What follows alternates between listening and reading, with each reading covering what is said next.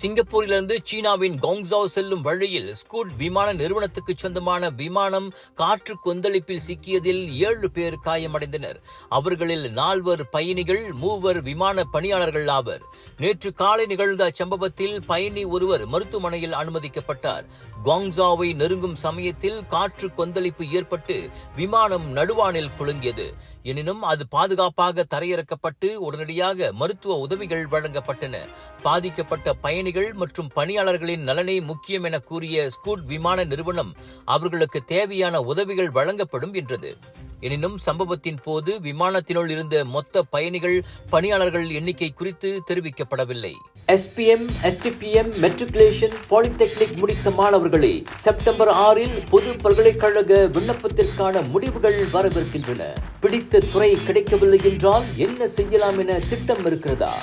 உங்கள் கனவை நனவாக்க இதோ செப்டம்பர் 7 மற்றும் 8 தேதிகளில் எய்ம்ஸ் பல்கலைக்கழகம் ஸ்பாட் ஆன் ஸ்காலர்ஷிப் தினத்தை ஏற்பாடு செய்துள்ளது. வாருங்கள், அடுத்து என்ன செய்வது என இவர்களின் ஆலோசனைகளை பெறுவதோடு உங்களுக்கு தகுதிகள் இருப்பின் உடனடியாக MIED ஸ்காலர்ஷிப் பெறும் வாய்ப்பும் இருக்கிறது. தரம் என்றால் அது எய்ம்ஸ் பல்கலைக்கழகம்.